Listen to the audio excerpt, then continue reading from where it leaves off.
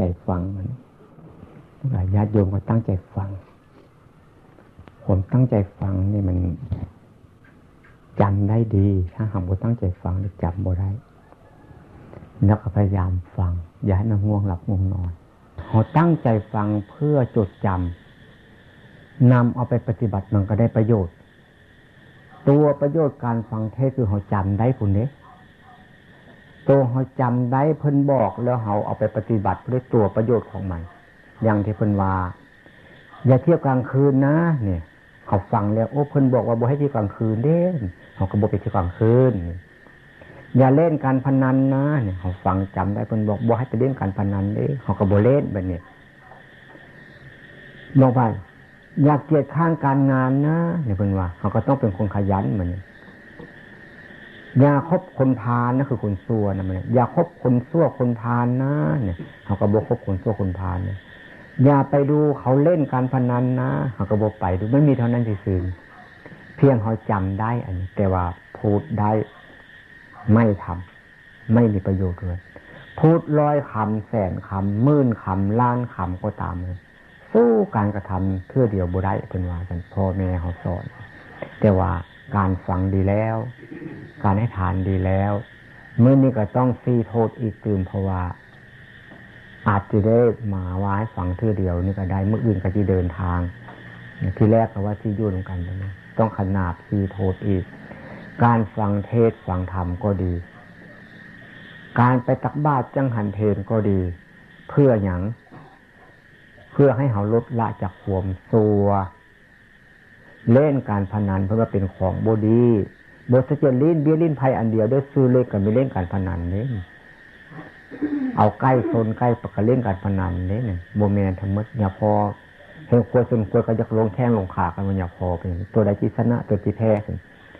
แต่ยุ่งเสียงคานเนี่ยเงินในที่แพ้ที่ชนะลงขาพนันเล่นการพนันบุคคลจักกันเพราะบ่มีคนเว้าให้ขนาดนี้บัดนี้เว้าให้กันแจ้งๆสินะบดีอันนี้มันเป็นทางที่นำความซัวหรือนำความสิ้นหายมาให้เราอันนี้จะเข้าใจกันดีบัดนี้เขาเฮ็ดบุญเหมือนเฮ็ดบุญเฮ็ดบาปก็ได้ใบใครบ่เป็นบุญมันบ่ถึกเรื่องก็เป็นบาปแล้วเฮ็ดบุญอันใดเป็นบาปอาจารย์โมเจ้าฟังคันเฮ็ดบุญเขาว่าบุญมันดีคันกินเหล้าได้ดีบ่บ่ดีแล้วปานนี้บัดนี้เฮ็ดบุญแล้วไปเอาเหล้ามากินเถอะเนี่ยกินเหล้ากันเถอะเนี่ยบ่ดีแล้วนั่นเล่นการพนันกันเถอะเนี่ยบ่แม่นเฮ็ดบุญเฮ็ดบาปได้มันนี่เอาขี้เป็ดปลางขี้ไก่อันนี้เจ้าของว่าสิไปหาน้ำเย็นเกิดไปกินน้ำกรดอันนี้เป็นจังซั่นนะที่ว่าให้ฟังนี่อย่าเฮ็ดจังซั่นถ้าเฮ็ดจังซั่นมันผิดคำสอนของพระพุทธเจ้าพระพุทธเจ้าสอนให้เฮาเลิกละจากสิ่งเหล่านี้แหละเข้าวัดฟังธรรมทุกมื้อทุกวันก็ตามไปตักบาตรจังหันเพลทุกมื้อก็ตามหากบ่เลิกละอันนี้ก็ประโยชน์น้อยที่สุดแทบจะไม่มีเลยหรือบางทีว่าโดยตรงบ่มีแล้วมันจึงได้บาปซ้ำไม่หมดเนาะบาปก็แปลว่าให้บ่ดีนั่นเด้เพิ่นว่าจังซั่นเดี๋ยวกลับเนื้อกลับตัวกลับจิตกลับใจตั้งต้นชีวิตใหม่การเดินทางกันใหม่อย่าไปเดินทางเส้นเก่าแต่ก็คือเก่าหั่นละแต่เพียงคำพูดอันเนี้ยเดินทางเส้นใหม่จังได๋เฮาเคยเฮ็ดบุญแล้วต้องเก็บดุกเหล้านี่ผิดเด้อนั่นก็ได้อันนี้เอาขี้เป็ดไปล้างขี้ไก่อีกคือเมื่อนี่ก็ได้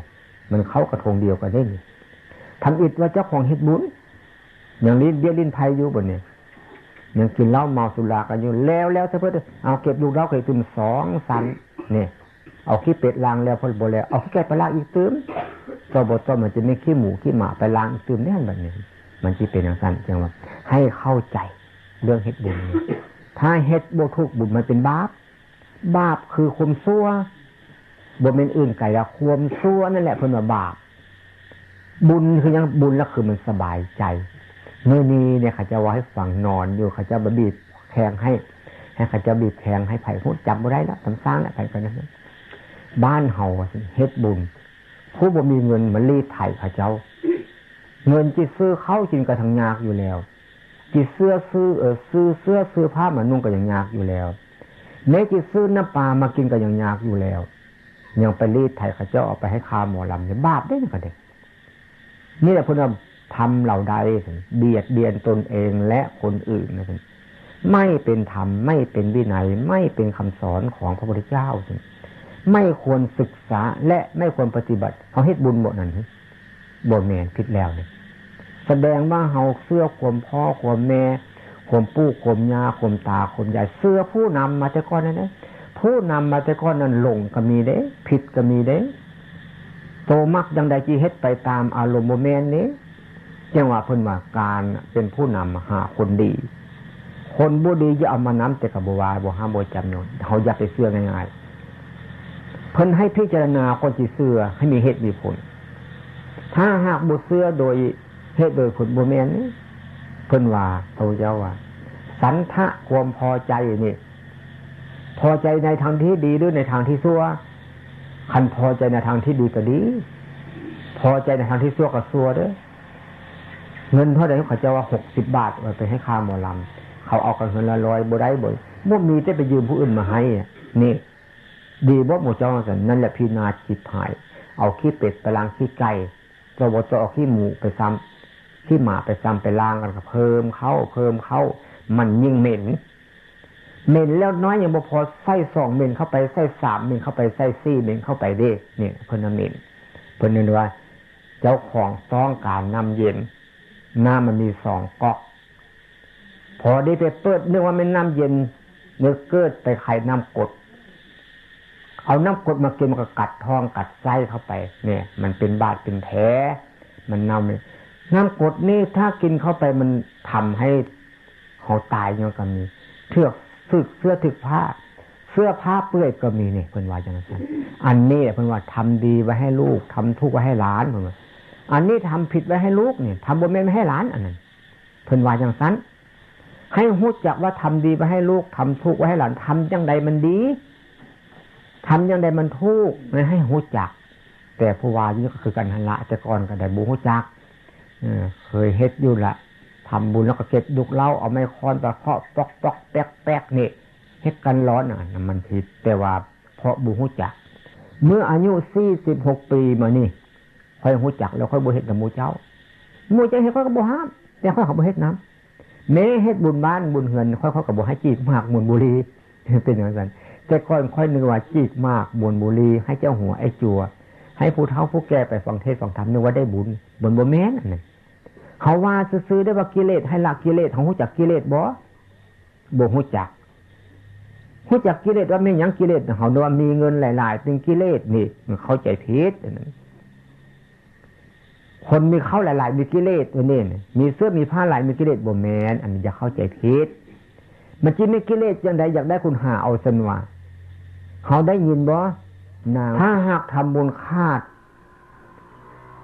พญาพิมพิสารกับนางวิสาขะนี่แล้วแม่นบ่เนาะนี่บ่เป็นบุญนะท่านเป็นอัปปมงคลว่าท่านแน่เพราะหยังเพิ่นว่าให้งดเว้นเหล้านึงการพนันนึงเพิ่นให้งดเว้นถ้าบ่งดเว้นสิ่งเหล่านี้บ่ได้แล้วก็มีข้อห้ามบ่ซั่นน่ะมีแม้สิบ่มีจังได๋เห็นบ่อทินาซั่นน่ะบ่ให้รักของผู้อื่นนะซั่นเพิ่นว่าซั่นกามเมไม่ประพฤติผิดในกามมุสาไม่ให้โกหกกันสุราบ่ให้ดื่มน้ำเมาเนี่ยบัดนี้ว่าให้หมู่เจ้าฟังซื่อๆฮักกันเก้งผัวเมียกันอ้ายน้องกันให้ได้ไปพ่อกับลูกพ่อลูกแม่3คนฮักกันใส่อยู่ในกระเป๋าเดียวกันพอดีเข้าไปในวงการพนันปั๊บเอาเปรียบกันเลยพ่อก็ต้องเอาเปรียบแม่ก็ต้องเอาเปรียบลูกก็ต้องเอาเปรียบพ่อเปรียบแม่เนี่ยไว้ใจกับพระพุทธเจ้าว่าห้ามการพนันทุกประเภทได้บุษจิตเฉพาะแต่ลิ้นเบี้ยลิ้นไพ่ได้อย่างพอวานนี่แม้ดูแข่งมาแข่งเลือดมัดให้ว่าเป็นการพนันมัดเพิ่นให้งดเว้นอันนี้เพราะว่าเพิ่นห้ามแล้วเ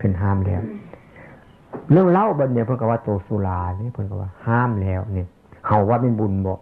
หมู่จะไปรับศีลเป็นศีลบ่กันว่าจังซี่โอ้ยเฮ็ดมาแต่พ่อแต่แม่มาลบล้างขนบธรรมเนียมมันจะดีบ่มันบ่ดีก็ล้างก็สิเป็นหยัง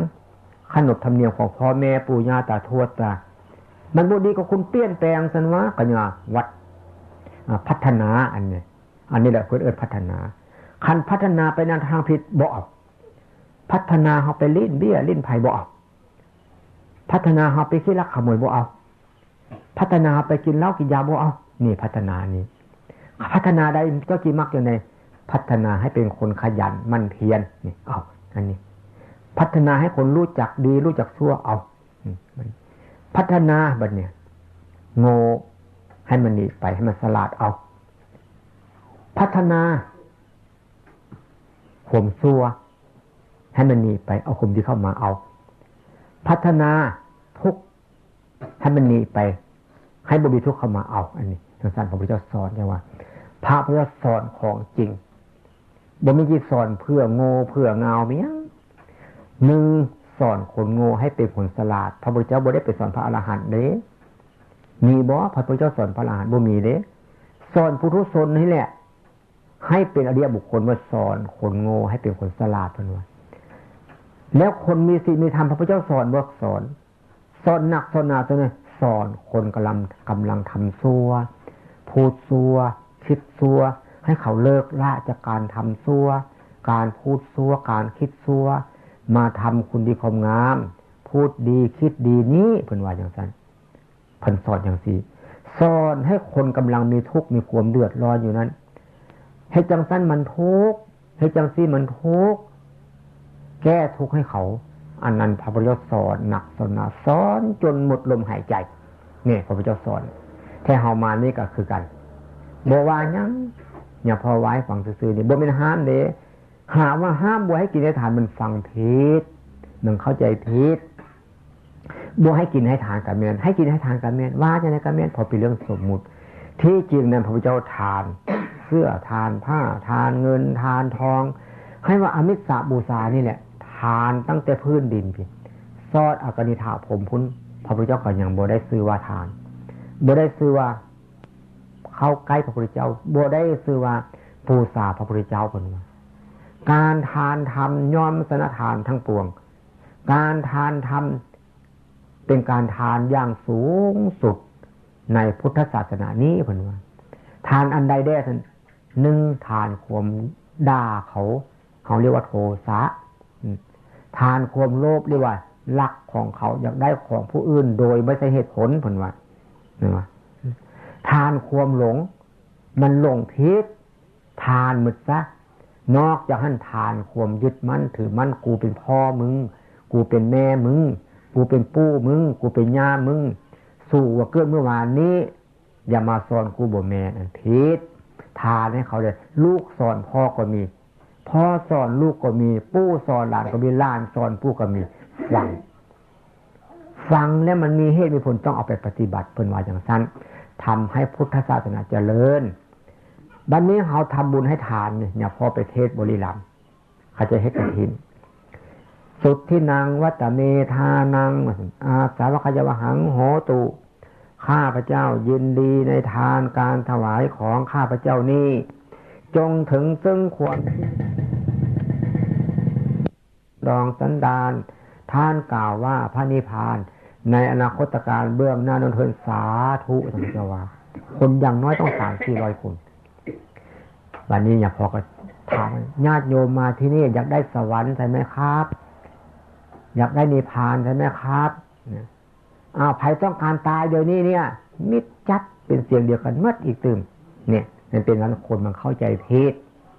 แล้วพออยากได้สวรรค์นิพพานนี่ว่าอยากได้มีเป็นเสียงเดียวกันเมื่ออยากได้สวรรค์นี่ที่ตายเดี๋ยวนี้ก็ได้นิพพานเดี๋ยวนี้ที่อนาคตแต่ว่าจังไหนวะมิดจัดอีกตื่มบ่เอาอีกตื่มเนี่ยมันเข้าใจผิดเฮาก็เข้าใจผิดกิเลสจังไหนจังสันสวรรค์นิพพานจังไหนจังสันอันเนี้ยเพิ่นว่าคันอยากได้สวรรค์นิพพานต่อเมื่อตายแล้วมูเจ้าตักบาตรมื้ออื่นเช้าให้ตายรถบ่เป็นอย่างจักน้อยแต่จังหันแล้วหาบซาจังหันขึ้นไปฮอดครูบาอาจารย์ยกให้ที่ตายรถได้สวรรค์ทันทีรถมันเข้าใจผิดสวรรค์คือความบ่ทุกข์ตาเบิ่งอันดีหูฟังอันม่วนดังดมอันหอมกินอันแสบนุ่งเสื้อนุ่งผ้านิ่มนวลนี่เพิ่นเอิ้นสวรรค์สวรรค์จึงอยู่ในอกนรกจึงอยู่ในใจคันมันทุกข์เพิ่นเอิ้นนรกนิพพานอยู่ไม่ไกลหายใจก็ได้ยินหมู่เจ้านั่งอยู่นี่เป็นจังได๋จิตใจปกติแม่นบ่ปกติอันนี้เพิ่นว่าเสยปกติก็แม่นอุเบกขาก็แม่นเนี่ยเพิ่นอุเบกขาเพิ่นว่าวางเสย ฟังอย่าพอว่าซื่อๆเนี่ยอันนี้แหละเป็นว่านิพพานพระพุทธเจ้าอยู่ไสที่เห็นบอกพระพุทธเจ้าในอินเดียพุ่นน่ะบางคนบ่ได้ไปซะนี่ไปอินเดียว่ามียังเต็มเมืองเลยก็บ่ได้ไปฮอดบางคนที่ไปอินเดียได้จังได๋ไปอินเดียมันสมมุติจะได้ขึ้นรถยนต์นี่หรือบางที่จิมีก็บ่ฮู้จักเด้เนี่ยพอบ่ฮู้จักนี่ที่เป็นรถไฟก็อาจจะมีอินเดียน่ายังบ่มีสำรถไฟก็ได้เดี๋ยวนี้อาจจะมีก็ได้เพราะเขาจัดทัวร์แต่โดยมากเขาไปเครื่องบินนี่บางคนเฮาบ่เห็นสนามบินพุ่นซ้ำแท้นี่มันสิฮู้จักขึ้นเครื่องบินไปจังได๋ไปซื้อตั๋วเครื่องบินโดยวิธีใดจะบ่ฮู้จักซ้ำมันสิไปเห็นพระพุทธเจ้าอยู่พุ่นบ่คันอยากเห็นพระพุทธเจ้าให้เบิ่งตัวเฮานี่ดังนั้นศาสนาจึงแปลว่าคำสั่งสอนของท่านผู้รู้ว่าซั่นโตศาสนานั่นคือโตคนโตพุทธศาสนานั่นคือโตชีวิตจิตใจเพิ่นว่าอันโตพระพุทธเจ้าจริงๆนั้นเฮาอยากเห็นกับเบิ่งนั้น1จิตใจสะอาด2จิตใจสว่าง3จิตใจสงบ4จิตใจบริสุทธิ์5จิตใจผ่องใส6จิตใจว่องไวตัดสินว่าอันนี้ละนิพพานปั๊บหลุดอันนี้แหละคือพระพุทธเจ้าปั๊บหลุดในพันว่าเพราะจิตใจผ่องใสหมู่เจ้านางอยู่นี่นี่ละจิตใจสงบแล้วนี่มีแล้วเมื่อใดที่เห็นพระพุทธเจ้าอันนี้แล้วกันเห็นพระพุทธเจ้าได้เห็นแสงเห็นสีเห็นพระพุทธรูปเห็นดวงแก้วอันนั้นใจเขาหลอกเขาได้นั่นเพิ่นว่าจิตใจคนนี้วอกแวกก็กลับได้ไวดุจมีลานไขในต้นเราท่านควรบังคับกลให้จิตยนต์หมุนมาแต่ในทางข้างดีถ้าปล่อยให้จิตใจหมุนไปในทางข้างกีทำที่มีก็จักหนีจากหนายหายสูญทำเข้าครอบงำข่มระยำสมบูรณ์กับปีนปอกหลอกต้นเนี่ยมันเป็นอย่างนั้นนะเจ้าว่าทำความรู้สึกตัวอันรู้สึกตัวนั้นเป็นอย่างยกจิว่าสติก็ได้จิว่าวิญญาณรู้ก็ได้เอาแต่จิว่าแล้วเป็นเรื่องสมมุติว่าบ้านเขาแต่รู้สึกตัวนั่นทีแท้รู้สึกตัวรู้กายรู้ใจรู้ตนรู้ตัวพ่อแม่มึงอย่าลืมตัวเด้อเนี่ยเพิ่นว่าเดี๋ยวนี้เขาลืมตัวบ่ลืมตัวได้เอาสวรรค์ตัวหลังกายตายแล้วการตายแล้วว่ะผิดเด้อนั่น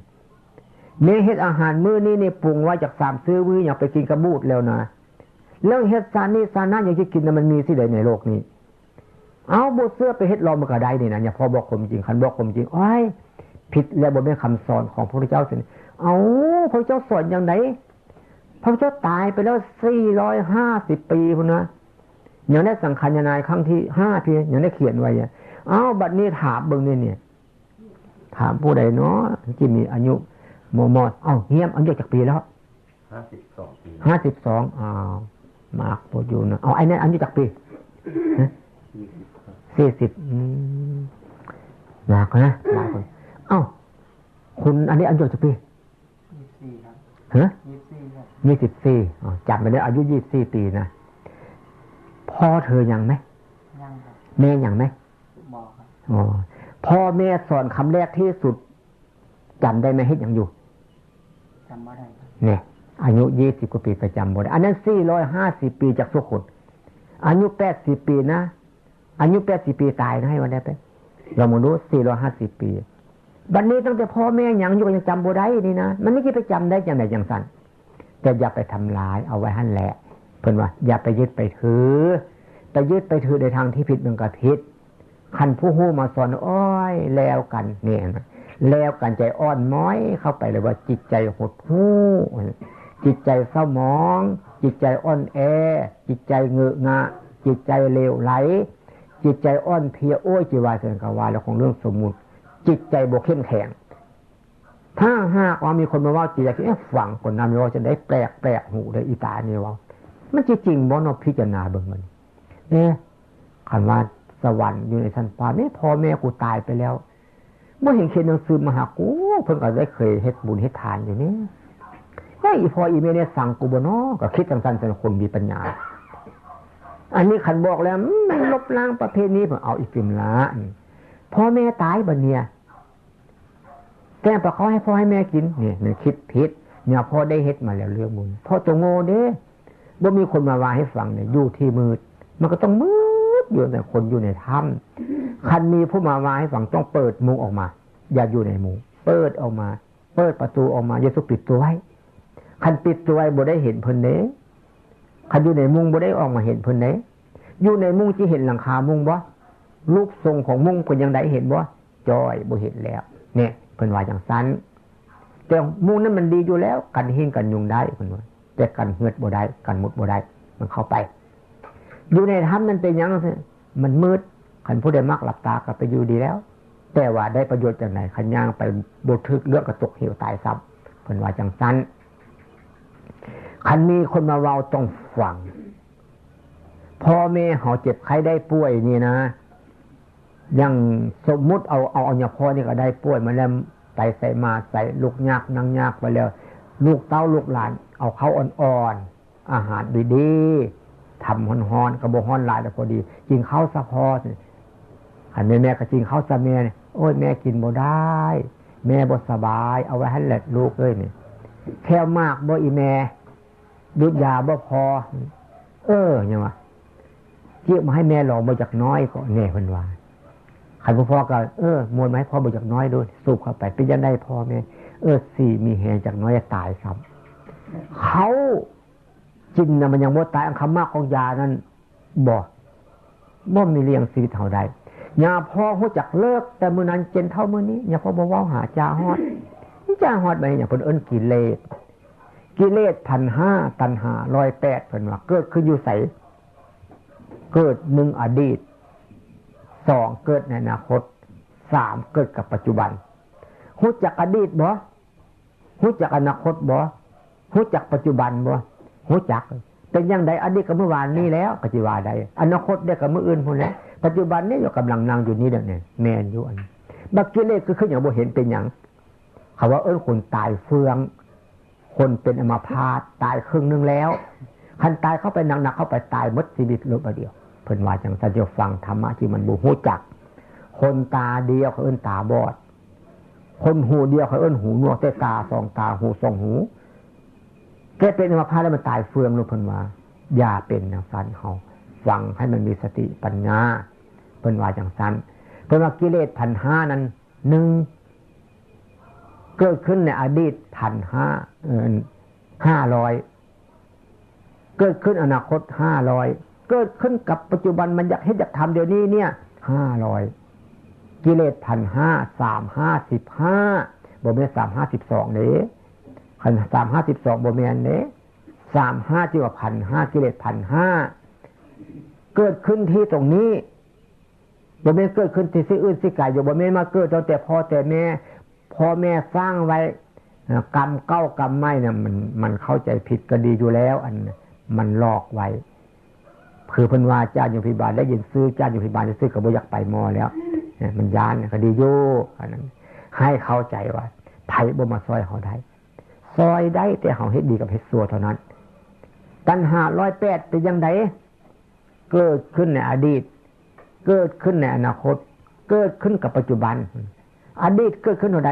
อดีตเกิดขึ้น36เมื่อวานนี้เกิด36อย่าง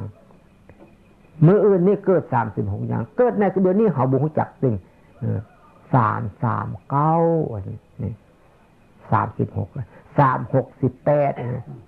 3399 10 368เอา10นั้นมาใส่อันนี้เป็น100นึงก็เป็น8เพิ่นเอิ้นว่ากิเลส 1,500 ตัณหา 108เพิ่นว่าอยู่นี้บ่แม่นไปศึกษาบนอื่นดอกคันว่าอยากได้บุญนั้นให้หมู่เจ้าทำความรู้สึกตัวนี้บุญมากที่สุด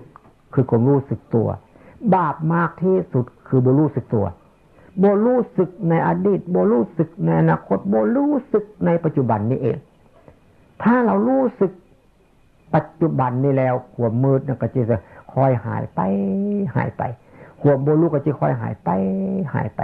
มีที่ความรู้จะมากขึ้นต่อบ่ต่อเกิดญาณปัญญาความรู้แจ้งเห็นจริงต่างเก่าล่วงภาวะเดิมเพิ่นว่าจังซั่นล่วงภาวะเดิมจังได๋สัญญาพอ1อย่าพอบ่สูบบุหรี่แต่คนอย่าพอติดบุหรี่บ่สูบเลิกรถแค่มากดูยาอย่าพอก็บ่เอาแต่ด่าคนอย่าพอก็บ่จักด่าคันด่าคนด่าหยังด่าศาสนาด่าพระพุทธเจ้าดังนั้นอย่าไปเฮ็ดจังซั่นไปรักของคนไปรักเนี่ยไปรักของพระพุทธเจ้าไปรักของศาสนามันบาป มันบาปอยู่ไสบาปเพราะเขาคิดชั่วทำชั่วพูดชั่วเพิ่นว่าอันนี้แหละให้เข้าใจคิดซื่อๆกับบาปนะอย่าว่าบ่บาปนะบาปบนไหนมันเบียดเบียนตนเองเพิ่นว่าทำเราได้เป็นไปเพื่อความเบียดเบียนตนเองและเบียดเบียนคนอื่นนั้นไม่เป็นธรรมนั้นไม่เป็นวินัยนั้นไม่เป็นคำสอนของพระตถาคตไม่ควรศึกษาและไม่ควรปฏิบัติน้อยกว่าสร้างใหญ่กว่าตามผู้เฒ่าผู้แก่กว่าสร้างเจ้าหัวไอ้จุกตามจำไว้ให้มันดีทำเราใดเป็นไปเพื่อความไม่เบียดเบียนตนเองและไม่เบียดเบียนคนอื่นนั่นแหละเป็นธรรมนั่นแหละเป็นวินัยนั่นแหละเป็นคำสอนของพระตถาคตควรศึกษาควรปฏิบัติให้รู้แจ้งเห็นจริงนี่เป็นว่าใครบ่เบียดเบียนตนเองที่จะมันบ่คิดอยากไปฆ่าผู้หั่นมันบ่คิดอยากไปลักของผู้หั่นมันบ่คิดอยากว่าให้ว่ามันคิดบ่ดีนั่นน่ะเลิกตั้งแต่มื้อนี้เลิกวินาทีนี้เลิกเดี๋ยวนี้นี่ละฟังอยู่นี่โอ้จำไว้นี่เพิ่นว่าฟังเทศฟังธรรมจดจำเอาไว้อานิสงส์การฟังเทศว่าสุสังลภเตปัญญังเพิ่นว่าจะแม่นบ่แม่นเฮาบ่ฮู้จักอันนี้ก็ได้เพิ่นว่าจังซั่นฟังด้วยดียอมได้ปัญญานี่ฟังด้วยดีฟังเนี่ยฟังแล้วจำนำไปปฏิบัติเพิ่นได้ปัญญาบัดนี้คันฟังบ่ดีไปอย่างคอนตอกหัวมันนะบ่แม่นใจแท้ดวงตาเดี๋ยวเอามากระสุนยิงหน้าแล้วก็หน้าประมาณนี้ฟังบ่ดีอันนั้นดังนั้นคนฟังเทศเนี่ยเพิ่นว่าแบ่งไว้3จำพวกจำให้มันดีหมู่เจ้าว่านักกีฬามันต้องเป็นจังซี่เนี่ยพอจริงบ่เคยงอบ่เคยวิตกกังวลกับไผทั้งหมด1ผู้ฟังชอบสนับสนุนถูกใจแท้ๆอยากให้พูดอยากให้ว่านี่ผู้บ่ชอบใจต่อต้านขัดขานนี่เป็นว่าอีกพวกนึงเด้อพวกนี้มักก็ฟังบ่มักก็ฟังซะนะฟังแล้วก็แล้วไปเท่านั้นนะนี่เป็นว่าจังซั่น3จำพวกนี้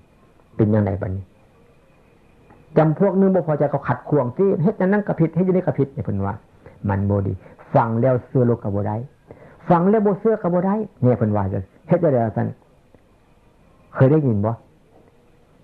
ฟังเชื่อโลดองคุลิมานฟังครูบาอาจารย์บอกว่ายังแต่คาถาสอนนั้นสอนนี้ที่สอนให้เธอคนอื่นบ่ได้สอน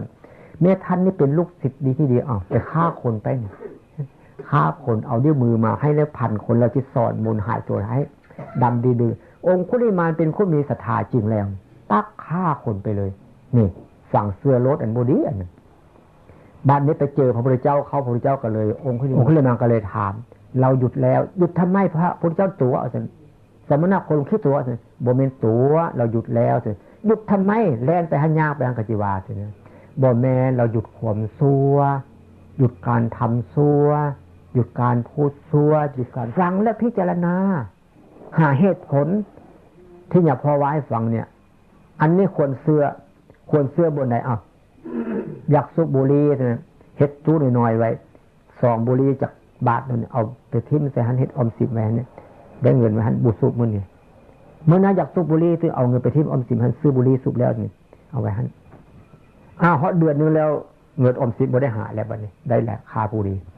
บ่ต้องยากเจ้าน้อยนี่หาเงินโดยบ่ได้คิดได้อ่านนี่ยังบัดนี้นี่บัดนี้อยากซื้อเลขบัดเนี่ยเอาเงินไปวางไว้อยากซื้อเลขมื้อนี้10 บาทบ่เนาะเอาไปทิ้งไว้ออมสินมาลด1 บาทนึงไปทิ้งออมสินมาลด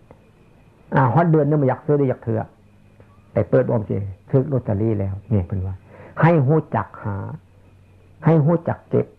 ให้ฮู้จักใส่คนบ่รู้จักหาบ่รู้จักเก็บบ่รู้จักใส่มันสิเป็นคนบ่มันก็เป็นผีซะเนาะคนเกิดมาจึงให้ฮู้จักคน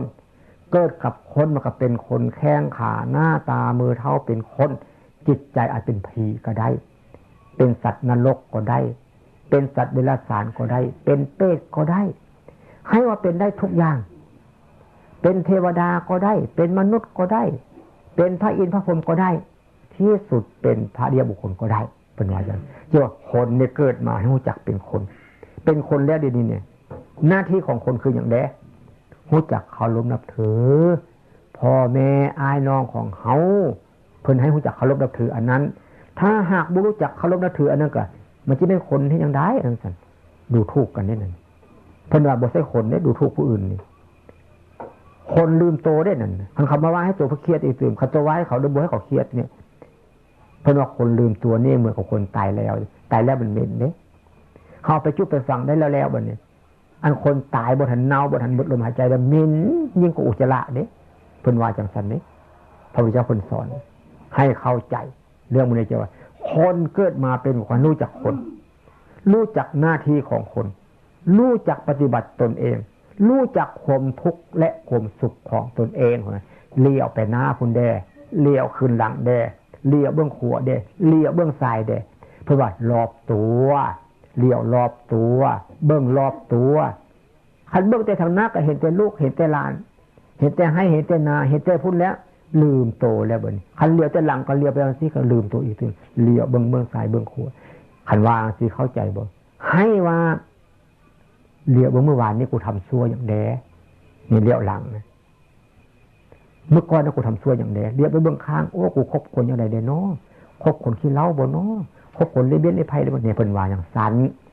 เลี้ยวซ้ายเลี้ยวขวาเลี้ยวหน้าเลี้ยวหลังเพิ่นว่าให้เลี้ยวเบื้องอันนี้พี่บ่แม่นเลี้ยวซื่อๆเด้คันเลี้ยวซื่อๆได้ผิดอีกตึมเด้บ่ได้ความหมายเด้มันเป็นอย่างสันเด้เห็นใจเจ้าของสงบจากเถื่อบ่เห็นแล้วของคนลืมตัวแต่เบิ่งแต่ความสุขผู้อื่นเพิ่นความสุขตัวมีแล้วบ่เอาจากเถื่อจังสิตายแต่หมดลมหายใจเพิ่นสิไปเอาความสุขมันสิได้จากเถื่อบุคคลแบบนั้นมันได้ตั้งแต่แบบเปะหิวกินบ่จักพอเห็นน้ำว่ามันเย็นน่ะซั่นมีก๊อกน้ำ2อันขึ้นมาแต่กินน้ำเย็นก่อนหน้าแต่เปิดเข้าไปเป็นน้ำกรดซ้ำกินลงไปฮ้อนวาบตกใส่เสื้อใส่ผ้าไม่หมดเปื่อยหมดนี่เพิ่นว่าจังซั่นให้เข้าใจมาเจริญวิปัสสนาถ้าบ่เข้าใจอย่างซี่แล้วก็เสียหวังเด้บ่แม่นตายแล้วจึงเอาเด้พระพุทธเจ้าสอนเรื่องนิพพานให้คนสอนคือเมื่อยังมีลมหายใจเด้มีสิได้ในโลกนี้คนตายแล้วยังมาสอนกันให้ไปเอามันสิแม่นบ่ทั้งสันนะตายแล้วยังเอาว่ามันสิฮู้จักเป็นหยังกินข้าวก็ยังกินบ่เป็นย่างก็บ่เป็นสัมมาเอาค้อนนี่มาไปไล่เป็ดไล่ไก่ด้วยก็บ่ไปสัมนะเอาตีกูบ่ดูซั่นมันก็บ่ตีสัมนะไปย่านหัวมันหยังของสันแล้วก็จะไปเสื้ออย่างของสันเป็นอย่างพอกระเสื้อเพราะเสื้อมาแล้วละมื้อนี้ย่านไปเฮลเนี่ยก็ย่านคนตายกลุ่มตายภายบ่ไปหม้อเนี่ยหาหม้อมันไปกดไปคมซั่นน่ะคิดไปจังซั่นแล้วเพิ่นเอิ้นจิตใจต่ำที่สุดเฮาเบิ่งแม่มาเมื่อค่ำเมื่อคืนตัวเดียวมันก็ไปเฮลมันย่านบ่มันบ่ย่านคนเนี่ยคาถาย่านเอาซะก็เต็มที่อีกตึมแล้วอย่าพอเห็นแล้วหมุนไล่ผีอยู่ในตัวเองบ่ไล่จักเทื่อเป็นจังซั่นนึงว่าให้เข้าใจจริงๆเด้อย่าพอว่านี่โอ้ยบ่แม่นดอกเทศก็เอาหนังสือมาอ่านใช่วะนี่บ่แม่นอันนั้นหนังสือเนี่ยเขียนผิดก็มีเขียนถูกก็มีกระดูกงัวกระดูกควายกระดูกเป็ดกระดูกไก่เอาไปต้มกินเนี่ยเฮาเฮ็ดจังซั่นลูกคนพยานซั่นนั่นก็เป็นลูกเท่ากันมีค่าเท่ากันซั่นนั่นเป็นญาณจังได๋จังซั่นแล้วเอากระดูกควายกระดูกคนไปปนกันไว้แม่มู้เจ้าสิเลือกเอาได้บ่อันนี้กระดูกคนอันนี้กระดูกหัวจิฮู้จักเนี่ยบ่ฮู้จักจอยซ้ำเนี่ยไม่เป็นจังซั่นอันนี้ดูกไก่อันนี้ดูกเป็ดบ่ฮู้จักซ้ำแล้วในญาณเฮ็ดหยังอย่างว่านั่นติอันเอาเขาไปให้พ่อให้แม่กินน่ะแต่มื้ออยู่ดีๆก็กินบ่เป็นแล้วนะยังเอาไปให้กินอีกเติมซั่นน่ะแล้วคิดเบิ่งดูตลอดไปฮอดไปเฮพวกนี้จีกมากบวนบุรีไปให้แต้งปลาเขาไปให้ซั่นมีแต่มามันเคี้ยวนะกินจังซั่นอย่าเฮ็ดถ้าคนมีปัญญาเลิกได้สิ่งเหล่านี้เขาว่าเลิกบ่ได้ประเภทนี้เอาให้เขาจะเฮ็ดไปเพิ่นว่านี่เพิ่นว่าเสียสละทรัพย์ว่าซั่นเพราะรักษาอวัยวะทรัพย์ก็คือเงินนั่นแหละเพราะรักษาอวัยวะก็คือเนื้อคือหนังเขานี่แหละเสียสละอวัยวะเพราะรักษาชีวิตเนื้อหนังนี่คันมันเป็นบาดเป็นแผลตัดเด้คันบ่ตัดตายได้นี่เขาต้องตัดทิ้งเสียสละชีวิตเพราะรักษาสัจธรรมคือความจริงยอมเสียได้แล้วบอกจอยว่าไผบ่เสียอย่างที่คันเขาว่าผิดได้จนตกใจว่ามีคนบ่มีความจริงในตัวนั้นถ้าหากคนมีความจริงในตัวเรื่องของเขาเว้าก็เรื่องของเขาเด้ห้ามให้เขาเฮ็ดหยังของเขาเว้าอย่าเว้าห้ามบ่ได้เขาสิเว้าแล้วให้เขาเว้าไปเมื่อว่าเขาสิเซาเองคันเขาบ่เซาก็อย่าเขาแล้วสิได้ประโยชน์มีหยังเฮาต้องพูดความจริงพระพุทธเจ้าสอนให้เราเว้าความจริงความจริงเป็นความบ่ตายเพิ่นว่าเฮาให้เฮาเข้าใจเด้ถ้าเฮาบ่เข้าใจแล้วเสียหลักเด้ทำบุญจะได้บาปก็มีเด้กินน้ำเย็นมาแพ้มันติดน้ำกรดก็ได้เด้ที่เอาขี้เป็ดไปล้างขี้ไก่ก็เป็นเด้นี่ให้เข้าใจเด้ทำบุญเนี่ยอันวิปัสสนานี่ก็คือกันเนี่ยคันเฮ็ดบ่ถูกแล้วจิไปเอาเอาเทวดาไปเบิ่งเป็นพระอรหันต์นั่งอยู่นี่เห็นเลขอยู่หุ่นผิดเด้อันนี้ก็ได้ บทสรุปผิดได้ผิดหนักแท้ๆได้เห็นใส่เห็นกำลังเขายกมือเสียกับปั้นจิตติครับบ่ได้เศร้าๆยกมือไหว้คนยังบ่แม่นได้ยกมือไหว้คนหันไหว้ตัวเองมาด้วยนี่โอ้กูนี่มีของดีปานนี้เนาะนี่ไหว้ตัวเองได้คนว่ามีของดีซะเนี่ยยกเมื่อกี้เนี่ยมันจักด่าคนนั้นเห็นโอ้ใจมันคิดจักด่านี่บ่ได้ด่าเพิ่นคือด่าเรานี่ไหว้ตัวเองโอ้กูนี่มีดีปานนี้เนาะเนี่ยมันคิดอยากไปรักของผู้อื่นเนี่ยมาคันไปเอาของผู้อื่นก็สิเสียใจมุ่งเอาของตัวก็เสียใจเพราะโธ่กูนี่ดีปานนี้เลิกเนี่ยอันนี้เนี่ยพระอริยบุคคลอยู่ที่นี่เด้บ่ได้ไกลเด้พระจึงเป็นผู้สอนคนเด้ผู้ใดสอนคนให้เลิกจากความชั่วนั่นแหละคือพระแท้เพราะอย่างพระโสดาบันบุคคลยังมีครอบครัวผัวเมียตามประเพณีโลกแต่บ่ไปตกนรกเลยเดี๋ยวนี้เป็นอย่างนั้นแล้วบ่คันยังบ่เป็นฮีบเอาให้เป็นเด้ฮีบเอาให้เป็นเด้เป็นมื้อนี้ดีกว่าเป็นมื้ออื่นเด้เป็นเดี๋ยวนี้เนี่ยมันดีที่สุดแต่เป็นวินาทีนี้แหละเป็นจิตใจเปลี่ยนแปลงแล้วเนี่ยเป็นว่าอย่างนั้นฉะนั้นความเปลี่ยนแปลงจะมีอยู่ที่เฮาที่เปลี่ยนแปลงเฮาบ่ได้เทวดาเปลี่ยนแปลงเฮาบ่ได้พ่อแม่เปลี่ยนแปลงเฮาบ่ได้ผัวเมียเปลี่ยนแปลงเฮาบ่ได้ฟังแล้วทำเองเพิ่นว่ารู้เองเห็นเองเข้าใจเองว่าซั่นเฮาสวดธรรมคุณเนี่ยสวากขาโตภควตาธัมโมพระธรรมอันพระพุทธเจ้าเจ้าตรัสไว้ดีแล้วพระผู้มีพระภาคเจ้าคือพระพุทธเจ้านั่นแหละตัดไว้ดีแล้วสันทิฏฐิโกอันผู้รู้จะพึงเห็นเองรู้เองเข้าใจเองอย่าพอว่านี่อย่าพอเป็นคนว่ามูเจ้าเข้าใจเองนี่พิบตาบ่งดูหูเมื่อบ่คอยบ่หูเมื่อนะมูเขาเจ้าจะเห็นมูเจ้าพิบตาข่มหูเมื่อมูเจ้าหูเมื่อเองเนี่ยเพิ่นรู้เองเห็นเองนะอาการลิโกไม่ประกอบการและเวลาและยุคและสมัยจังว่าธรรมะแท้นะจึงมีคนพระพุทธเจ้าธรรมะแท้คือซึ่งเดียวกันเนี่ยความสุขที่แท้จริงมนุษย์ควรได้ควรเห็นควรเป็นคุณมีนั้นสุขที่บ่เจือปนด้วยทุกข์แต่มันมีหมดทุกคนความสุขแบบนั้นบ่ยกเว้นไผทั้งหมดผู้หญิงก็มีเท่ากันหั่นผู้ชายก็มีเท่ากันหั่นพระสงฆ์องค์เจ้าก็มีเท่ากันหั่นแม้เขาถือศาสนาอื่นและที่อื่นก็ตามพวกศาสนาคริสต์ศาสนาอิสลามหรือฮินดูพราหมณ์มีเท่ากันหมดคนไทยคนจีนก็มีคือกันความสุขที่ไม่เจือปนด้วยทุกข์นี่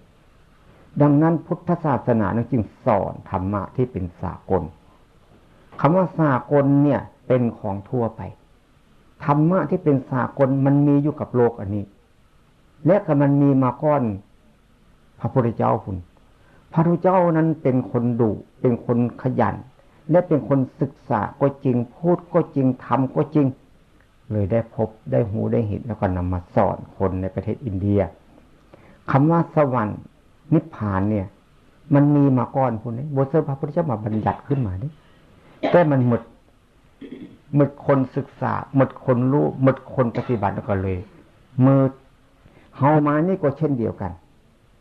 เฮามาปฏิบัติธรรมะเนี่ยให้มันเป็นเข้าทีนึงอย่าเป็นเข้าผีถ้าเป็นเข้าผีแล้วบ่มีราคารู้จักเข้าผีบ่ขันบ่รู้จักปฏิบัติเข้ารีบเข้าบ่มีไหนเข้าผีบ่ออกไปเฮ็ดหยังมดก็บ่กินเฮาไปแก้ไปให้ผีเสื้อให้เสื้อนาเฮาเนี่ยเอาไปให้จักล้อจักเกี้ยนเนี่ยแก้ไปตุ๊ดไปเอาไปให้เข้าผีมันจะมีประโยชน์เป็นอย่างคนแบบนั้นเราต้องพยายามทำให้เป็นเข้าทีนึงเป็นเข้าอ้วนเข้าเต็มเอาไปเพาะเสร็จมันก็ออกเป็นว่าอย่างนั้น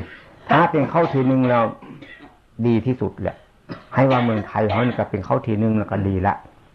ถ้าเป็นเข้าอ้วนเข้าเต็มแล้วก็หนักขายก็ได้ราคาดีอย่าเป็นเข้ารีบเป็นเข้ารีบบ่มีในอันเฮาบ่มีในบ่มีศรัทธาบ่เบิ่งเพิ่นบ่เหลียวหน้าบ่เหลียวหลังบ่เหลียวข้างซ้ายข้างขวานั่นคล้ายๆคือว่าเขามีแดบ้างบ่มีในบ้างเป็นมีแดในมันแต่มันบุอ้วนบ่เต็มอันนั้นก็พอใส่ได้อยู่แต่ว่าใส่ความพยายามมากอันแนวมันบ่เหลียวหน้าเหลียวหลังมีอย่างนี้ไปเรื่อยๆไปนี่บ่มีในอย่างน้อยเนี่ยโอ้เต็มทีเด้ออันนั้นเฮาอย่าเป็นจังซั่นพอออกคือกันไม่ออกคือกันพระทรงองค์เจ้าเฮาคือกันต้องเบิ่งเพิ่นการเฮ็ดการทำการพูดบ่แม่นสิได้พูดหลายเลยเอาบ่แม่นพูดให้มีจังหวะ การประชุมกันก็เช่นเดียวกันเขาต้องหาเหตุหาผลบ่แม่นหน้าที่กับบ่เว้าเถื่อมันต้องมีถ้าหากเขาเป็นเข้าทีนึงแล้วมันต้องคอยจังหวะให้เขาเอาจริงๆแม้เขาบ่ปากจริงๆก็เอาเชิญว่าผมบาทโดยประเดี๋ยวคันเขาบ่มีในได้เว้าเขาก็บ่เชื่อบ่ฟังมันบ่มีประโยชน์มีหยังเนี่ยเขาว่ามันบ่มีคุณค่าเพิ่นว่าพูด100 คำแสนคำหมื่นคำล้านคำสู้การกระทำให้เขาเห็นครั้งเดียวบ่ได้ราคามันจะเห็นด้วยตาฟังด้วยหูพุ่นมันเป็นลักษณะทำให้ดูอยู่ให้เห็นพูดให้ฟังเนี่ยเพิ่นว่าจังซั่นพ่อแม่ครูบาอาจารย์เพิ่นสอนจังซั่นเฮาต้องจดจำเอาไว้นำไปปฏิบัติเฮามาปฏิบัตินี่เบื้องแรกที่สุดให้รู้ตัวเรานี่แหละรู้เพื่อหยังสิรู้เพื่อจะรู้จักว่าเหตุมันเกิดขึ้นเพราะกูทำอย่างนั้นผลอย่างนั้นมันก็ออกมาจังซั่นเนี่ยเหตุซัวฆ่าสัตว์ลักทรัพย์ปุ้นจี้ดื่มสุรายาเมากัญชาเฮโรอีนเหตุของมันอันนั้นผลมันออกมาเป็นยังมันความทุกข์ความจนลิ้นเบี้ยลิ้นไพ่เนี่ยมันเหตุเอามันอันนั้นออกมาแท้ๆเหตุอันที่ทำนั่นนะผลมันจะได้รับแท้ๆบัดนี้เหตุของมันอีกตื่นบ่ลิ้นเบี้ยบ่ลิ้นไพ่บ่ดื่มสุราบ่กินกัญชาบ่เที่ยวกลางคืนเป็นคนขยันขันแข็งเหตุของมันอันนี้ก็ได้ผลมันออกมาซะเนี่ยมีกินมีใส่บ่เป็นหนี้คนเนี่ยเป็นว่าทุกในโลกนี้ทุกปัวทุกสิ่งทุกอย่างทุกเพราะเป็นหนี้คนบ่ทุกแท้ๆเนี่ยในโลกนี้เพราะบ่เป็นหนี้คนบ่เป็นหนี้คนคันบ่มีกับทุกอีกตื่มนี้บ่เป็นหนี้เขาซื้อนี่กับบ่แม่นนี่บ่เป็นหนี้คนต้องขยันขันแข็งเพิ่นว่าสันทะพอใจในการในงานนั่นวิริยะความเพียรจิตตะเอาใจใส่วิมังสะดำริตีต้องเพิ่นว่าจริงว่าคนรู้จักหน้าที่ของคนเมื่อรู้จักหน้าที่ของคนแล้วคนรู้จักปฏิบัติหน้าที่ของเราความสุขมาหาเฮาแท้ๆบ่ไปหาผู้อื่นมาหาเฮาเพราะเฮาทำดีพูดดีคิดดีนี่มันดีพร้อมไปอยู่ไสคล้ายๆคือทองคำนี่บ้านเฮาเคยลิ้นทองคำมันปนอยู่น้ำขี้สายขี้ตมอยู่หัดของคุณเฮาฮ้อนออกมาบ่ทันได้เอาบาไปไล่ไปคุมเนี่ยแดงเป็นสีแดงขึ้นโลดคำจังว่าของดีตกอยู่ใส่กระบ่ซัวของซั่วตกอยู่ใส่กะยากเพิ่นว่าอย่างนั้นเฮาต้องพยายามทำให้เป็นคนดีอยู่ใส่กระสร้างพระพุทธเจ้าสอนคนให้ว่าคนบ่ดีเอาซั่นก็ได้คนโง่คนบ่ดีนะดีแต่ปากว่ากวอนสอนเขาอื่นมีดาษดื่นเหลือลับนับไม่ไหวฝึกตนเองอบรมตนเองบ้างไหม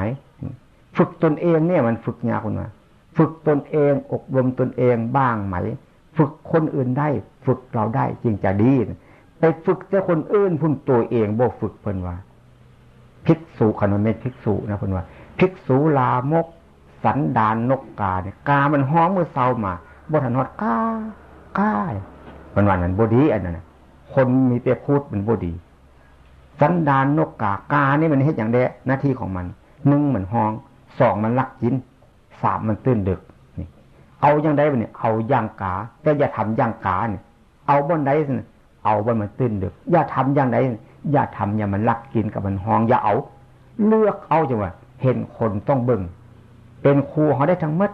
ผู้ดีคนเฮาก็เป็นครูผู้เลวคนเฮาก็เป็นครู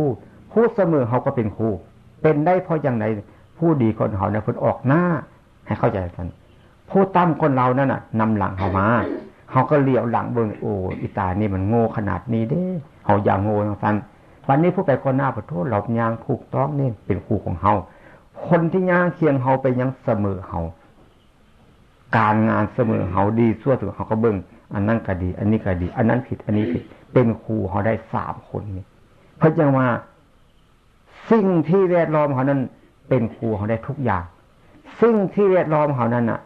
มันจะแนะนำให้ได้ทุกอย่างอย่างว่าอย่าเอาสิ่งที่ผิดที่หาวากันอยู่เนี่ยที่มีงานประชุมกันนี่มีเรื่องอย่างสิหลวงพ่อมีอุดมการณ์เอาไว้เพราะว่าถ้าหากไปก็ต้องคันนี่พออยู่ดีมีแหงมาเจอกันเขาก็ต้องให้ว่าสาดน้ำใส่กันเปียกอยู่ทุกมือละไปให้ว่าเธอไป บ่มีสิได้นุ่งผ้าดีผ้าแห้งขึ้นมาต้องหลับทุกมาโลดแต่ว่าทุกอย่างที่เนี่ยพอว่านี่มันบ่แม่นทุกอย่างที่โลกเขาทุกเด้บ่แม่นอย่างนั้นเนี่ยทุกว่าซั่นหมดทุกพระพุทธเจ้าสอนให้คนหมดทุกเพิ่นว่าจังซั่นสอนคนโง่ให้เป็นคนฉลาดมันโง่อยู่มันสิดีบ่มันสิสุขบ่มันก็ทุกข์ซั่นวะมันฉลาดขึ้นมาแล้วทุกข์ก็หมดไปสอนให้คนทำชั่วมันกำลังทำชั่วทำผิดอยู่หั่นน่ะนานๆเข้ามันก็เลยเลิกความทุกข์ก็หมดไปมันมีทุกข์อยู่เดี๋ยวนี้เนี่ยสอนว่าอะไรเธออย่าให้จังสันแม้อย่าให้จังซีแม้หลายเธอทุกข์ก็หมดไปเพราะมันจะรู้จักเป็นว่าตื่นดึกลุกเช้าไหว้พระสวดมนต์ทำธุระหน้าที่ของพระสงฆ์บัดนี้คนเขาคือกันตื่นดึกลุกเช้าหางานทำถ้าหากเป็นอย่างนั้นแล้วทำงานทำการตามหน้าที่คนความสุขมีอยู่แล้วแต่เฮาบ่หามันมาเท่านั้นซื่อๆเมื่อเฮามาหามันมาก็ต้องได้โดยเพิ่นว่าง่ายของที่คว่ำเปิดของที่ปิดอันพระพุทธเจ้านั้นคือคนทุกคนนี่แหละทุกคนนั่นแหละเป็นพระพุทธเจ้าจึงว่าอันความสุขเนี่ยอยู่นำเฮานี่แหละจึงว่าความสุขของมนุษย์ควรหาให้ได้ควรหาให้เห็นและควรหาเอามาใส่กับชีวิตของเฮาจึงว่ามนุษย์กับคนนี่ควรไม่มีทุกข์เฮาทุกข์เพราะหยังเพราะเฮาบ่รู้จักความสุขอยู่ใส่จิตใจสะอาดจิตใจสว่างจิตใจสงบจิตใจบริสุทธิ์จิตใจผ่องใสจิตใจว่องไวอันนั้นคือจิตใจของพระพุทธเจ้าถ้าหากเฮามีจังซั่นเฮาก็เป็นพระพุทธเจ้าได้คือกันเคยได้ยินพระพุทธเจ้าว่ากับพระวักกลิกว่าผู้ใดเห็นธรรมผู้นั้นเห็นเราผู้ใดไม่เห็นธรรมผู้นั้นไม่เห็นเราแม้จับสายจีวรเราอยู่ก็ไม่เห็นเราเลยเพราะไม่เห็นธรรมเนี่ยเห็นธรรมก็ต้องเห็นจังสั้นอันทำให้ทำนานก็ทำคือกันธรรมนี่มันจึงหลายสั้นหลายลืบมันเป็นสั้นเป็นลืบคล้ายๆคือเปลือกไม้นี่นะเขาจัดทำอิฐนี่ก็ต้องจัดมีคายใบมันหรือลำก็มีคายฟันคายมันออกไปเห็นเปลือกมันฟันเปลือกมันออกไปเห็นมอกมันฟันมอกออกไปเป็นน้ำรอลื่นเปลือกเบือนฟันอันน้ำรอลื่นออกไปเห็นในมันเข้าไปฟันเข้าไปเห็นในฟันเข้าไปเห็นใจกลางของไม้พุ่นอันเขามาปฏิบัตินี่ก็คือกันเนี่ย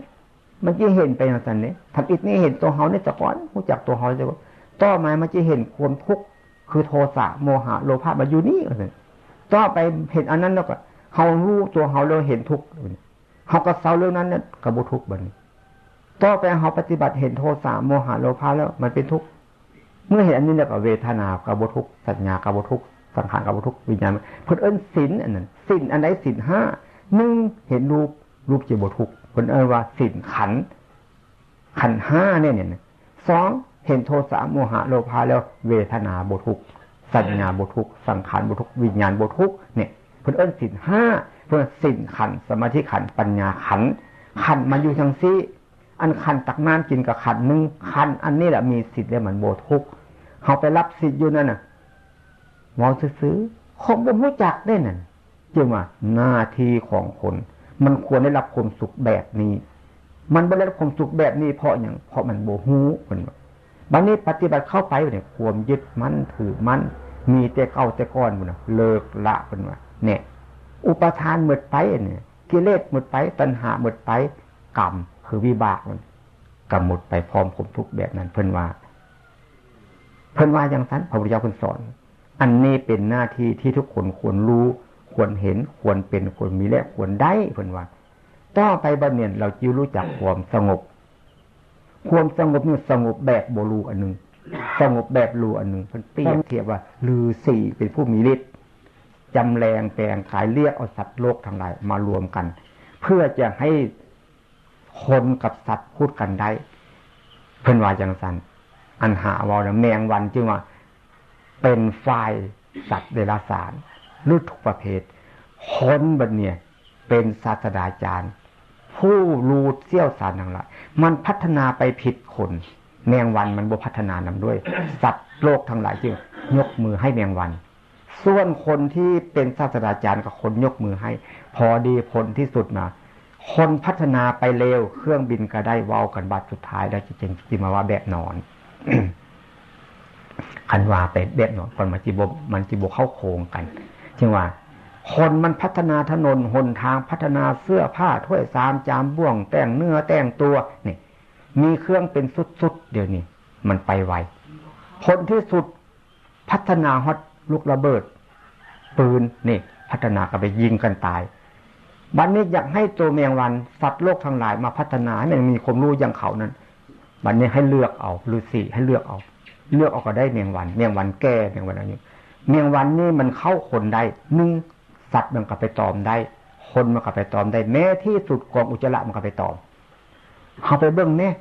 ตลาดขายของมีแมงวันทั้งนั้นแมงวันนี่โอ้มันเห็นทุกสิ่งทุกอย่างดีมันก็เห็นชั่วมันก็เห็นแม้ได้ก็เห็นเอาเลือกเอาแมงวันเถอะพวกเขาเอาแมงวันเลยแต่บ่ได้ว่าเรื่องที่ว่าข้างนั้นมีสัตว์น้ำสัตว์บกสัตว์เลื้อยคลานบ่ว่าสั้นๆลัดๆให้หมู่เจ้าจำได้อันนี้ เลือกแมงวันมันก็ให้สัตว์ทั้งหลายพัฒนาอย่างเหล่านี้แล้วโลกมันจะเจริญนะอ้าวจบแล้วศาสตราจารย์วันนี้แมงวันขึ้นไปบัดนี้แมงวันก็วิปับไปอยู่ไมโครโฟนพุ่นแล้วของว่าใส่ไมโครโฟนนี่มาควรจะได้ยินมันหลายคนเนี่ยสัตว์โลกข้าพเจ้าเห็นดีท่านพัฒนาแต่ข้าพเจ้ายังไม่เห็นด้วยไม่ยอมพัฒนา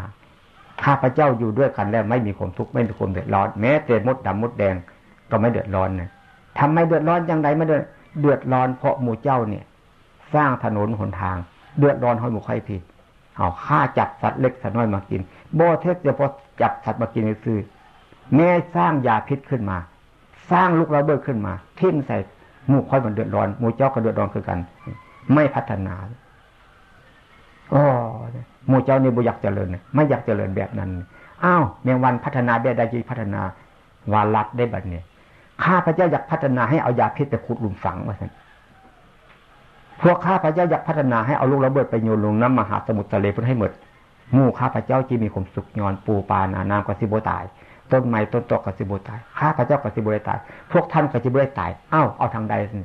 สัตว์โลกทั้งหลายก็ยกมือให้แมงวันหน้าศาสตราจารย์หน้าหงอยแงไปโดดนี่แหละการพัฒนาอย่าขานพัฒนาให้ทุกหลักถ้าพัฒนาบนทุกหลักมันพินาศจิบหายบ้านเฮาเมืองเฮาได้เมืองเมตก่อนต้นไม้บ่อึดเดี๋ยวนี้เป็นอย่างแห้งแรงอยากได้แต่เงิ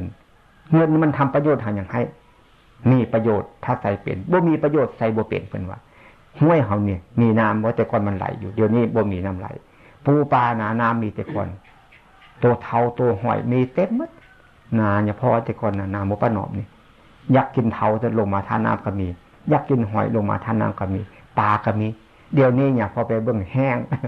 เดี๋ยวต้นไข่กับบ่มีแล้วเดี๋ยวนี้เพราะหยังเพราะเขาพัฒนาไปเร็วเกินไปนี่เกิดขึ้นบัดนี้เพราะให้หยังอยากได้เครื่องสำอางเครื่องแต่งตัวนี่อันนั้นผู้ที่เฮ็ดขายเขาต้องการเงินเนี่ยพอได้ยินเขาเจ้าว่าไข่ดองเนี่ยหรือว่าสัตว์เนี่ยเขาเอาไปขายในตลาดคนซื้อบ่มือเขาไปเทลงทะเลพุ่นหมดเขาอยากให้ของแพงนี่ปานนั้นเนี่ยเฮาจะดิ้นรนให้หยังดิ้นรนนำเงินเนี่ยค่าปุ้นจี้กันซุมื้อนี่เพราะหยังเพราะเงินทั้งนั้นเงินเนี่ยใส่ให้เป็นคุณใส่บ่เป็นโทษใส่ให้เป็นเฮาคิดให้เป็นพัฒนาให้มันเป็นคือแมงวันนั้นเส้นพอเส้นแม่เฮาผู้ลายขโมยบ่ค่อยมีไปใส่กระย่างไปแต่เฮาก็บ่ว่าพัฒนาได้เฮาก็อยากมีคือกันเครื่องบินแต่บ่แม่นอยากให้มันพินาศจิบหายนั้นเดี๋ยวนี้มันแย่งซีงกันเฮ็ดลูกกระสุนดินปืนคือยิงกันผิดใจกันมาแล้วเนี่ยผิดใจเล็กๆน้อยๆก็ฆ่ากันเลยอันนั้นความทุกข์ยิงกันเพราะหยังเพราะมันไปยึดไปถือเพราะเอิ้นกิเลสตัณหาอุปาทานมันเป็นทุกข์เพราะหยังเกิดขึ้นเพราะโมหะโทสะโลภะเกิดขึ้นพระพุทธเจ้าจึงสอนให้เห็นแจ้งรู้จริงตามความเป็นจริงมันมีอยู่ที่สัตว์เท่ากับเหตุเนี่ยมาอันนี้ก็ว่าสัตว์พัฒนาได้กับแมนอยู่หมามันก็กัดกันแม่นบ่ตัวงัวตัวควายมันก็ซนกันอันมันกัดกันมันซนกันเพราะหยังเพราะโทสะโมหะโลภะเพราะความยึดมั่นถือมั่นนี้เพิ่นจึงว่าพัฒนาอันนี้แมงวันมันซอบจังซั่นเพิ่นจะว่าเฮา เลวกันอยู่ซุมื้อเดี๋ยวนี้เนี่ยฝ่ายนั้นฝ่ายนี้เนี่ยแม่พี่น้องเฮาเมืองลาวเนี่ยข้ามไปบ้านนาค่านาสักบ้านนาเพียงนาประฝานาแปนโมเนี่ยเฮาไปมาหากันทุกเวลาเมื่อค่ำเมื่อคืนได้สบายความเจ็บไข้ได้ป่วยเฮาเอิ้นหากันไทบ้านเฮาเป็นเห็นให้ฝากนั้นได้สบายเนี่ยเดี๋ยวนี้ไปหากันได้บ่ดีนี่เพราะหยังนี่แหละการพัฒนามันไปเร็วเลยขาดพี่ขาดน้องกันเขาดูหน้ากันบ่ได้นี่มดกระตายสัตว์อื่นๆกระตายเพราะยิงปืนใส่กันตายบัดนี้ทิ่มระเบิดใส่ในน้ำกัดมันแห้งไปปลาก็เลยตายกินบ่ได้อย่าพอเห็ดเนี่ยเขาจะทิ่มระเบิดใส่น้ำเอาตู้ลงไปสิน้ำกระทบปลาบ่กินจะนะบางทีตายขึ้นมาบางทีก็ตะลู่ตะเลิเป็นบ้าไปแมงวันจะว่าพัฒนาเอาไปทิ้งซะอย่าเอามาจูดใส่ทั้งสิอย่าพิษยังเอาไปทิ้งเศร้าซะแมงวันซื่อๆก็ยังหูจักคนได้แท้มันบ่น่าจีเป็นอย่างนั้นเพราะว่าให้เราเลือกเอาดีๆเลือกเอาผู้ที่จีมาแก้ปัญหาของเฮาอันนี้เป็นว่าให้เฮาฝังการพัฒนาของเฮาดีแล้วได้บ่แม่นมันบ่ดีได้ดีบ่ดีฮอดหยังว่าแต่กรุงเทพมหาบ้านเฮานี่ฮอดมื้อเดียวคันแม่เฮาย่างมื้อเดือนนึงอยากสิฮอดนี่เป็นจังซั่นความเร็วของมันบัดนี้เครื่องบินมันมาเป็นชั่วโมงซะบัดนี้ลดไปเป็นหลายชั่วโมงบัดนี้เนี่ยมันเป็นการพัฒนาไปถึงได้ดังนั้นความสุขของคนเนี่ยบ่แม่นว่าจีว่าเฮ็ดตามขั้นตามตอนบ่แม่นเขาต้องขึ้นเครื่องบินไปกรุงเทพการหาความสุขก็เส้นเดียวกันคนมีปัญญาจึงหาได้อึดใจเดียวเท่านั้นแมงวันแมงวันโตนอนว่าจีว่าแมงวันเมื่อกี้เนี่ยมันบ่แม่นจิมาว่าเรื่องนอนโตนอนจึงพัฒนาบ่เป็นตายไปแล้วไปเห็นขี้เจ้าหัวไอ้จู่คนนั้นเป็นอาหารดีๆว่าซั่นเป็นว่าถามผู้เสี่ยวโตไปอยู่ใส่เสี่ยวว่าซั่นย่อเฮาก็ไปอยู่เมืองสวรรค์ก็เป็นเทวดาซั่นว่าอันผู้ตกไปเห็นเว้าให้ฟังบ่ก็อันคุณค่าของเมืองสวรรค์โอ้เมืองสวรรค์มีของทิพย์ว่าเสี่ยวว่าซั่นอยากได้อันใดก็มีของทิพย์อันของทิพย์มันเป็นจังได๋เสี่ยวว่าซั่นก็ต้องนึกเอาแล้วเสี่ยวว่าซั่นอยากได้บ้านงามๆสวยๆก็ต้องนึกเอาก็ได้โลดเป็นบ้านขึ้นมาโลดบ่ต้องได้เฮ็ดหยังเนี่ยเฮ็ดบ่คันมีเงินแล้วนึกเอาโลดจ้างเขามาให้โลดเนี่ยเมืองสวรรค์เป็นจังซั่นอาหารดีๆบัดนี้คันอยากกินอาหารดีๆก็นึกเอาก็ได้โลดเสี่ยวเนี่ยมีเงินเพิ่นเอายาคานให้ฮู้จักหน้าที่ของคนมีเงินน่ะสั่งเขามาให้เรากินผัดเด้อเอามาให้ฮอดบ้านพี่โลดเด้ถ้วยก็บ่ล้างซ้ำเอาไปล้างเอาเจ้าเนี่ยเพิ่นว่านึกเอามันได้โลดอยากได้เสื้องามๆกางเกงงามๆนึกเอาก็ได้โลดเสี่ยวซั่นปาโธเสี่ยวทุกปันได้นึกเอาติว่าซั่นเนี่ยมันเข้าใจผิดการฟังผิดไปปฏิบัติก็ผิดผลออกมาก็คือทุกข์การฟังแล้วใช้สติปัญญาถูกต้องผลมันก็ถูกต้องออกมาก็บ่ทุกข์เพื่อจะให้รู้จักความเป็นคนมันควรได้รับหน้าที่ของความสุขเพิ่นจึงว่าสำคัญมันมีอยู่ในเฮานี้เพิ่นว่าอย่างนั้นบาดไอ้นอนบ่โธ่เสี่ยวเว้ยยังไปได้นึกเอาปานนั้นเนาะซั่นได้นึกเอาแล้วเสี่ยวว่าซั่นเพราะมันนั้นเนี่ยโอ้เจ้าของอยู่นี่มีความสุขสินะเจี๊ยบแม่มีความสุขบ่ได้นึกได้ฝันเลยเสียไว้ว่าซั่นเนี่ยนอนมันเฮ็ดจังซั่นเห็นของชั่วเป็นของดีได้นี่แหละบ่เป็นนี่คนก็ว่าสุขบ่แม่นเด้สุขบ่เป็นนี่คนแบบนั้นมันสิใส่ได้บ่มีแต่อาหารดีๆเสียไว้ว่าซั่นอยู่เนี่ยบ่ได้นึกได้ฝันตอนเช้าตอนเย็นกลางวันแม่มัน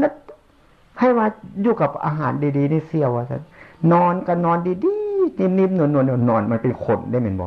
เป็นคนสุขสวยได้นอนคันตัวใหญ่มาแท้ๆเป็นจังซั่นเฮาเบิ่งแม่นอนอยู่นอกขี้งัวขี้ขวยนะฮอเสียว่าของดีที่อันเดียวซั่นของดีแม่เสียขี้ว่าเสียวอันเดียวซั่นโอ้ขี้ที่เสียวอันเดียวเฮาบ่รู้จักขี้ว่าซั่นโอ้ขี้ได้เสียวนี่จะเป็นของดีจังได๋เนี่ยขี้ที่ซั่นขี้เหม็นได้เสียวนี่เหม็นที่เสียวนี่เหม็นโอ้เมืองสวรรค์มีขี้บ่ซั่นถามบัดนี้เอามาจิมีซ้ำมาจินของทิพย์ได้เสียวมีขี้ปาโธเสียวไว้ซั่นเฮากินขี้ไว้ว่าซั่นเฮาก็ไปอยู่น้ำมูกบ่ได้แล้วเมืองสวรรค์เขาบ่มีขี้ให้เฮากินเนี่ยซั่นหัวกระดิกลงกองขี้อีกตื่นคนคันสอนให้ละของชั่วมันบ่อยากเฮ็ดเพราะมันกินขี้อย่าตัวอย่าพอว่าให้ฟังซื่อๆเด้คนชั่วนั่นสิว่ามันบ่ดีมันดีได้ยากนี่ว่าพระพุทธเจ้าสอนคนโง่ๆนั่นให้มันฉลาดมันก็อยากฉลาดอยู่มันหักบ่ยอมฉลาดเพิ่นว่า ซ่อนคนทำซัวๆอยู่น่ะให้มันเลิกละจากความซัวมันก็อยากบ่อยากทำซัวแต่มันหนักบ่อยากข่มซัวมันจึงว่าคือนอนั่นแหละคือนอนั่นแหละวางให้ฟังอยู่เนี่ยมันอยากหนีจากกองขี้อยู่มันหักหนีจากกองขี้บ่เป็นมันเข้าใจว่ากองขี้เป็นอาหารที่ดีมันเข้าใจว่าความโง่นั้นดีมันเข้าใจกันมันเข้าใจว่าการทำชั่วนั้นดีเป็นว่าบัดนี้มันทุกข์พระพุทธเจ้าจึงว่าสอนคนที่มีทุกข์นั้นให้มันหมดทุกข์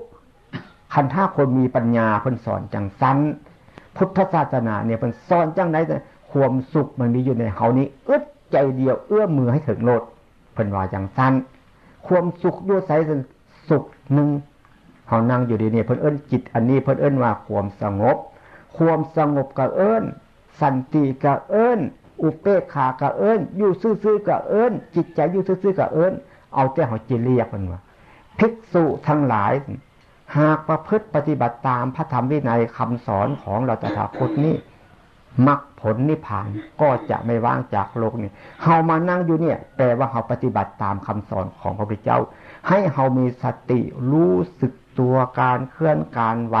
เนี่ยปฏิบัติตามคำสอนของพระพุทธเจ้าอันนี้มรรคผลนิพพานจิบ่ว่างจากโลกนี้นั่งฟังอย่าพอว่าให้ฟังเดี๋ยวนี้จิตใจพระเจ้าสงบอยู่ซื่ออันนี้ก็เป็นรสชาติของนิพพานอันนึงนั่งฟังบ่ด้วยมันคิดอยู่เนี่ยมันเคลื่อนมันไหวอยู่เนี่ยจิตใจมันสะอาดมันก็เห็นจิตใจมันสว่างเป็นรสชาติของพระพุทธเจ้าขึ้นมา2อัน3อันขึ้นมาจิตใจพ่องใสจิตใจว่องไวจิตใจปกติบริสุทธิ์ดีนั่นสมบูรณ์แบบและบัดเนี่ยเอื้อมมือเอาปึ๊บได้รสนิพพานเนี่ยไม่เป็นเอาละที่เนี่ยพอได้ให้ข้อคิดเป็นเครื่องเตือนจิตสกิจใจเป็นครั้งสุดท้ายให้พวกเขาได้รู้ได้เห็นได้เป็นได้